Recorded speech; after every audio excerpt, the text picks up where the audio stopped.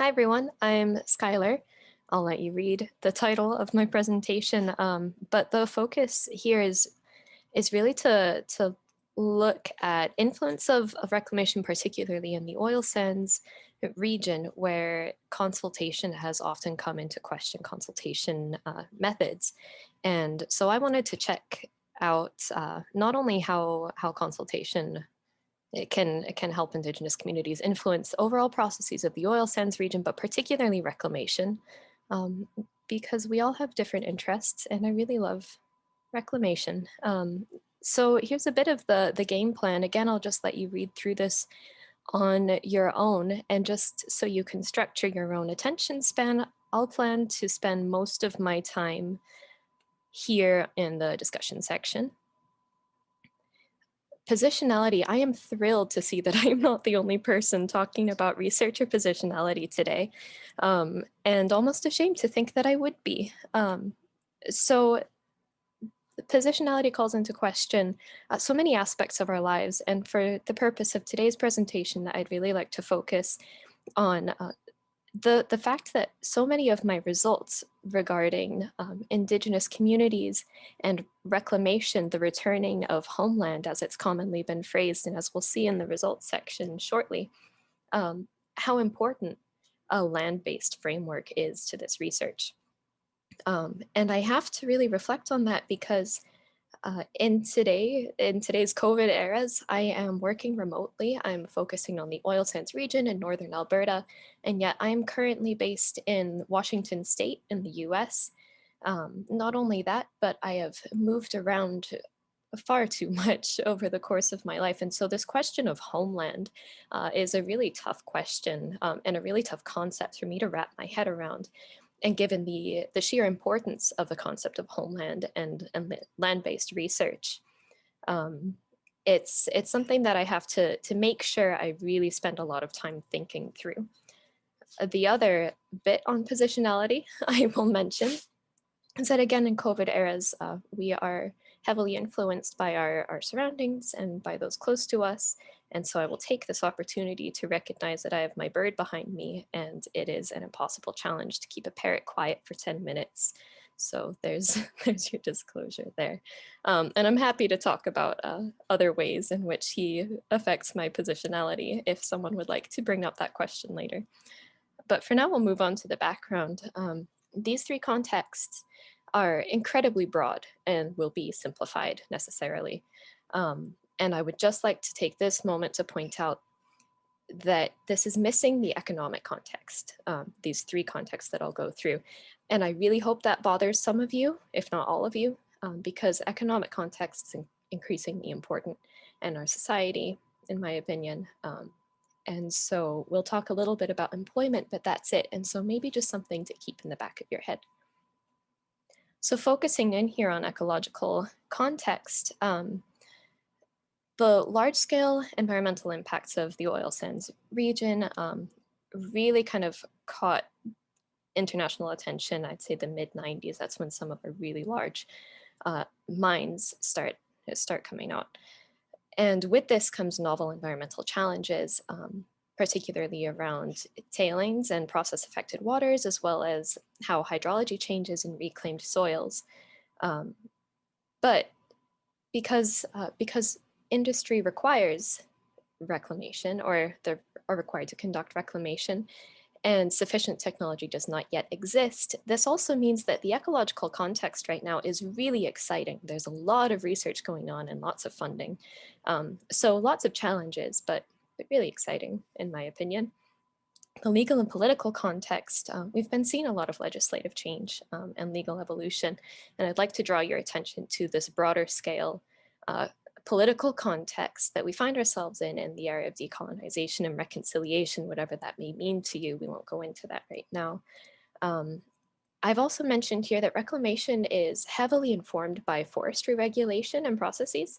And this could have gone in the ecological context slide, but the reason it's here is because more so, I think, than reclamation science, it's the regulation itself that's impacted by what's being done in forestry right now. So again, we'll call that into question later, but right now that's where that regulatory context sits. And there is ongoing research. For instance, the regulatory requirement for oil sands reclamation is to reclaim to equivalent land capability. And there are good things about how that's legally defined. There are some incredibly vague things about that definition. And so there is ongoing research to change that, but it is slow and no concrete change has happened yet. So this really brings us to who puts the use back in end land use if we're drawing from forestry, and we find ourselves wrestling with notions of reconciliation. Who are we reclaiming for? So the socio-cultural context is comparatively neglected compared to the first two. There are 5 large recognized First Nation governments there, as well as several Métis communities, and a number of community concerns which are being voiced. They fall into access to land, the knowledge of landforms, if you have stories talking about particular landforms, and then those landforms change through the mining and reclamation process. There's a lot of new learning that needs to happen and concerns around that. There's also, there are concerns around the trust in the quality and health of the land, and concerns about the spirit of the land. Some people say that the spirit of the land leaves during the initial disruption. Some say that the spirit of the land altogether dies. And so we won't have time to really get into that, but it's fascinating and an important part of the sociocultural context. So again, these three contexts are very vague, they're broad and necessarily simplified. And so my objective is to conduct a scoping literature review and a critical literature review to identify the avenues for Indigenous influence of oil sands reclamation. A lot of this hasn't been published, but these avenues to influence reclamation are very real and just exist in the gray literature. So that's why this is a scoping gray lit review. And hopefully I'll be able to indicate areas of potential focus, kind of see what's been more or less effective so that community, government, and industry can come together and tackle the issue of reclamation. So preliminary results and discussion, I'm very early on in this process, but I'd like to focus in on the discussion. And Patrick, if you wouldn't mind giving me a shout out when I hit that halfway 6-minute mark, I'd really appreciate it if I haven't hit that yet. So equivalent land capability and end land uses are very important for the ecological context. And equivalent land capability, again, is that regulatory requirement for reclamation, and it calls into question what the land is capable of. So progressive reclamation is becoming more and more used, and there are questions about if Indigenous communities will be able to access progressively reclaimed lands, which means to reclaim as you go, even before the absolute end of mine closure. So there's some possibility here. There are called into question, we have immediate extraction. So that idea that as soon as a land is mined, it's reclaimed and returned to forestry again, and questions about land capability there. We're gonna move on fairly quickly because I'd like to discuss a little bit more of the sociocultural context. But in the legal context, I'd like to give you a long list of potential avenues for Indigenous influence. These include environmental impact assessments, social impact assessments, impact benefit agreements. Within the regulation, of course, we have the Environmental Protection and Enhancement Act, the Lower Athabasca Regional Plan, and other similar regional plans, as well as reclamation and mine closure updates throughout the life of the mine. And these increasingly so are utilizing consultation, whether or not it's required, and that's really promising, I think, that mine closure plans are willingly going out and consulting community members. And so we're seeing more and more of this. In the broader context of legislation, we see the role of the Truth and Reconciliation Committee coming into play, as well as the formation of UNDRIP's notion of FIPIC, free, prior, and informed consent. And so while we're still wrestling with the application of that, there's just contextual bits to note in our broader kind of social context, which brings me into the actual sociocultural context, I've split this into 3 parts. That's why I've asked for a 6-minute warning here. And so we find these research alliances.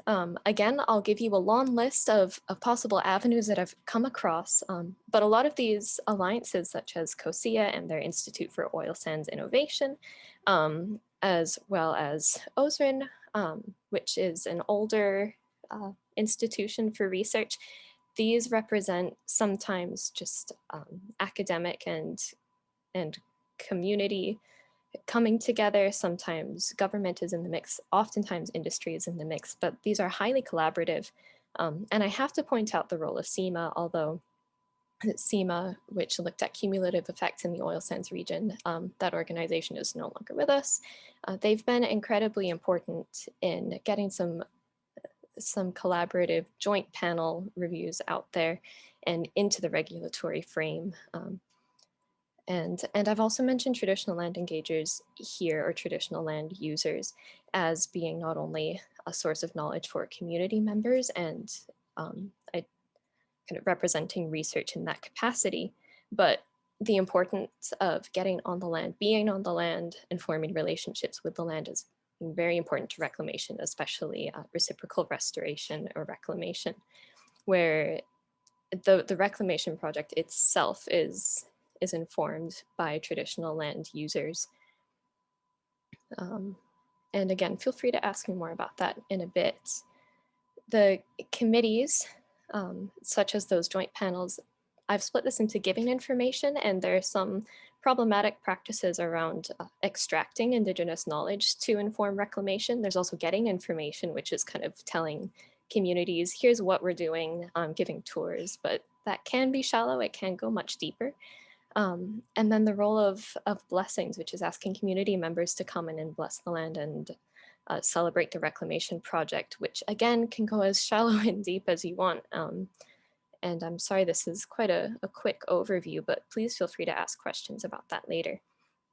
Community initiatives, I really just wanted to point out, again, a bit of a long list. From Fort McKay First Nations, the Sustainability Department has been key in Indigenous influence of oil sands reclamation. Mikisew Cree First Nation, we have the Government and Industry Relations Corporation. Athabasca Chippewa First Nation. Under the Dene Lands and Resources Management Department, we have Regulatory and Industry Relations, Government Relations, and Lands and Rights. These are all places to go to learn more about Indigenous influence of oil sands reclamation, if you so desire. And finally, ongoing research. Again, I've pulled in this word here, progressive, meaning that you reclaim as you go and you get people on the land as quickly as possible, if at all possible. Ongoing research is very dynamic and has a lot of promise to address these 3 contexts I've been going over. And we can answer a lot of these really hard questions, but not without intentionality. We need to think about the implications to community members being on the land, not being on the land, what the spirit of the land not being there anymore means as far as reclaiming homeland is concerned. And so to kind of wrap things up a bit for you, there's an overarching need for efforts to build this gap between sociocultural considerations and current reclamation practices, with the implications listed here on the side. And the takeaway message I want you all to learn is that there is still an overarching need for this. This need has been here for a long time, and we are only beginning to address this need. But due to increasing community publications with a reclamation focus, increasing strength of community voices, perhaps because of that broader context of decolonization, reconciliation talk in the public and regulatory spheres, in combination with the increase of industry initiatives going out of their way to create these joint panels to collaborate on a deeper level, whatever your motivations may be. We see an increase both on the side of community and industry initiatives. And together, I take this to mean that joint efforts are the future of reclamation in the oil sands region. Honest, meaningful collaboration will be required for these to be successful. But I really think this is a promising field. I've pointed out some of the pathways in motion right now, But again, we have a long way to go and there's just a lot of promise. So I'll take any questions that there may be. And thank you all so much for listening. And thanks all for being here at the very last presentation of the last day of Northern Research Day. And happy Friday.